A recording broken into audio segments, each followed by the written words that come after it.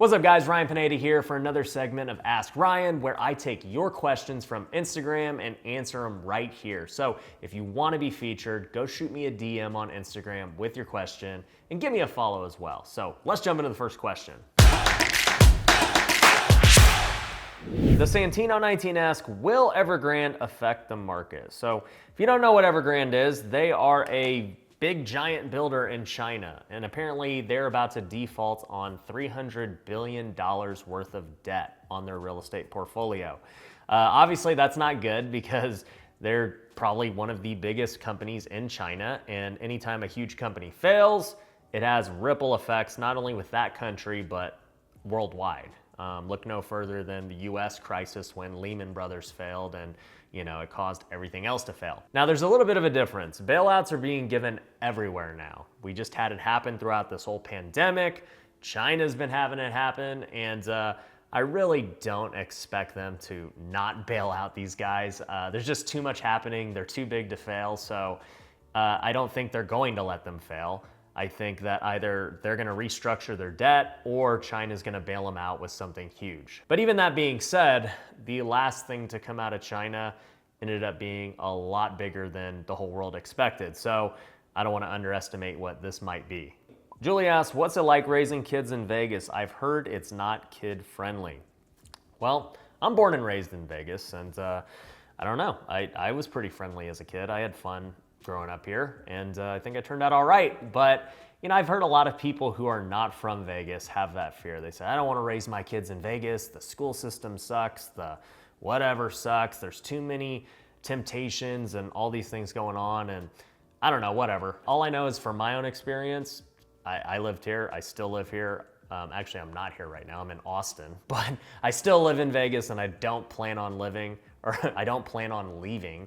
But I think it doesn't really matter where you raise your kids. At the end of the day, it's going to be on you as a parent. You are the one who is going to be showing them the most. You're going to be kind of teaching them the most, far more than their friends or the school system. Millennial Mike asks, if you started fresh right now in 2021-2021, I don't know what that means, Mike. I'm going to assume 2021, with $50,000 in the account, what would you do first? So for me, I started with $10,000 in the bank, but because I maxed out my credit cards to buy my first house flip, I essentially had $50,000 because it was with credit. If I had $50,000 and no other debts or anything, in today's world, there are so many things you can do.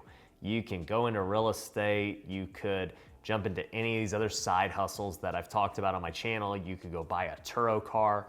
But to me, the best, most long-term way that's always been proven is real estate. If you can figure out how to use that money to educate yourself first and foremost, you got 50 grand. Go spend some money on coaching or whatever it ends up being. I got my program, Future Flipper. You can go check it out. But even if you don't want to invest in coaching, you can still learn a ton from watching YouTube and all those things and taking action just using that money to go get deals. And speaking of coaching, Adriano asked, what's the best programs to get started in wholesaling? Future Flipper, you guys already know this. Howard asks, what are your career/financial goals? What does the end game look like for you? This is something that I get asked a ton, especially in person. They say, what keeps you motivated? Why do you continue to do what you do? What's the next play? What's the next step? And it's funny, when they ask me what's the next play? I say, what do you mean? Do I have to create a business every month or quarter? What do you expect me to do as the next play? I've got a lot of different things going on. But maybe they're asking more so when is enough enough? And honestly, I'll never have enough because there's no limit to where I'm trying to be. It's not like I'm trying to be worth $100 million or be a billionaire. I'm not trying to say, oh, until I have 1 million YouTube subscribers, I've made it. There's no end goal. At the end of the day, it's just, what am I working on today? How do I make everything that I touch better in terms of my business, in terms of people I interact with, my family, my own life? How do I just get better every day? And if I do those things, the rest is gonna take care of itself. But the other thing is, I don't really try and plan my life out a certain way.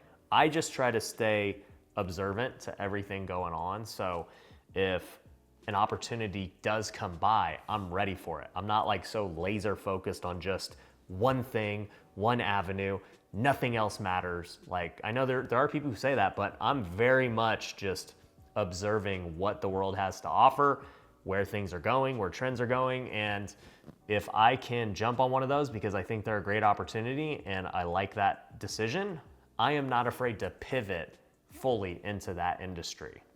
Noelle in Action says, what's your favorite thing about my sister? Well, no, if you don't know, Noelle is my sister, so I think she's asking you, the audience, what's your favorite thing about her, but I don't think you can answer because you're the audience right now. So I'll answer my favorite thing about her, which is she's my sister. But for many of you who don't know, she's actually the COO of all my companies. So you guys know I got a bunch of different things going on, but I don't keep track of the day-to-day of all of them, right? I mean, I've got 6 different companies. I've done videos on it. We've got our house flipping business doing 100 plus deals a year, home run offer. We've got Forever Home Realty. We just hit over 150 realtors. We've got Future Flipper, over 1,000 students in real estate investing. We've got Lunar Ecom, where we've got over 200 stores for e-commerce automation. We've got Pineda Capital, just bought a 334 unit apartment complex. Super proud of that. And then lastly, we have TrueBook CPA, where we've got hundreds of clients. I personally don't have time to manage every single client or the day-to-day of those employees, nor do I have time to even check with the COOs on those companies on a daily or weekly basis. So guess who does that for me? It's Noelle.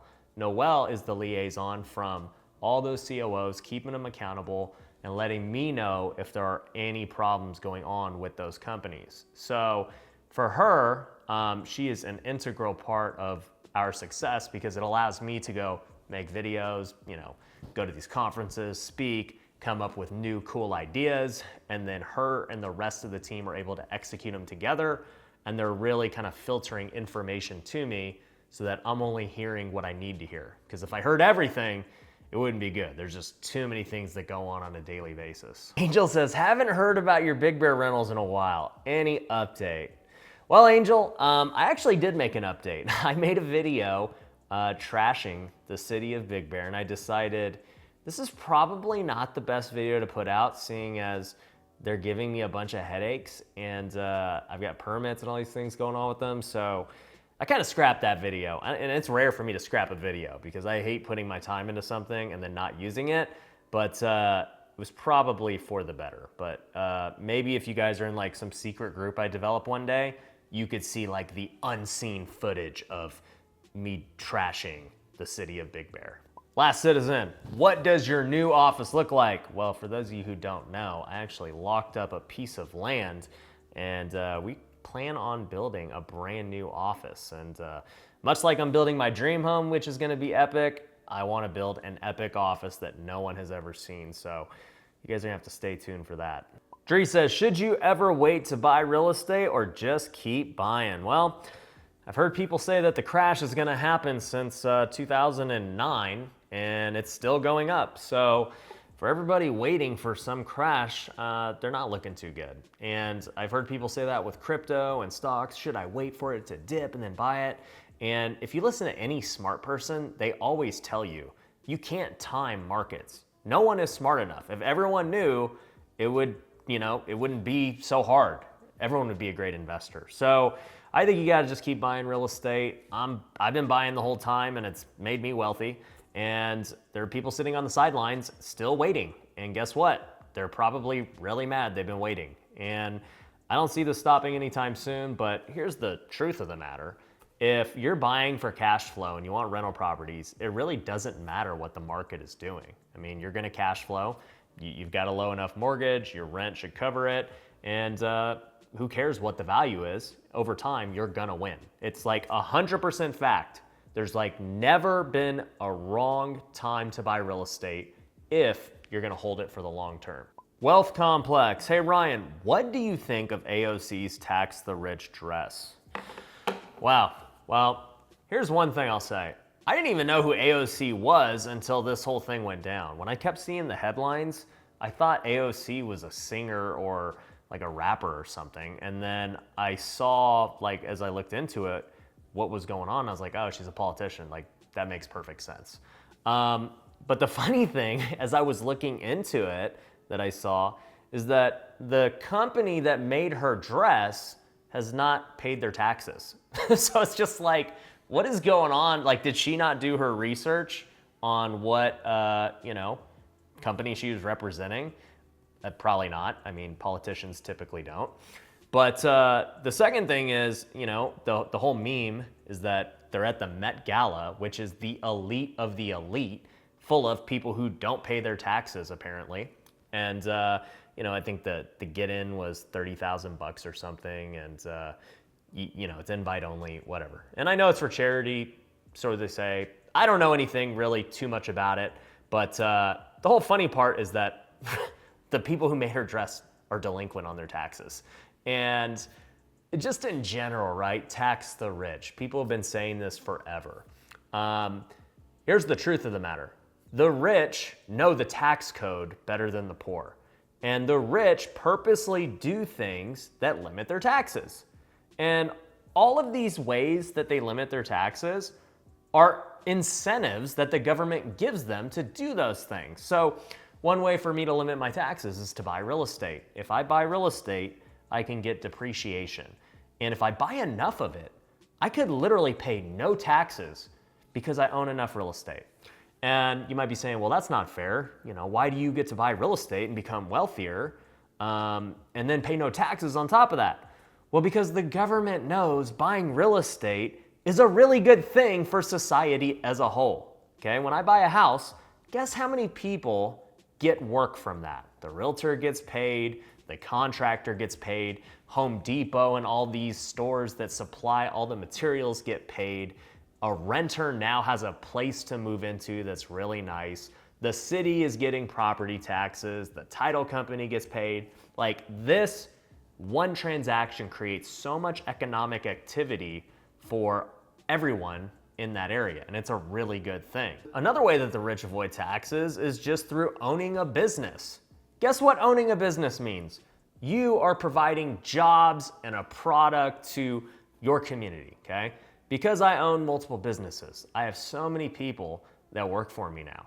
We also service and create a lot of different revenue streams for not only ourselves, but for other companies that work with us in order to service our products. And so for me to take the risk to start a business with no proof of success, it's brand new, it's a startup. Most startups do fail, by the way, but for the ones that do succeed, they should be rewarded. They should have incentives that make them want to grow their business more. For me, if I go spend more money on my business, it means that I'm making less money because I'm choosing to spend it on my business, but I can write that off as a deduction in hopes that it makes me more money down the road, and in hopes that it creates more jobs and it creates more economic activity.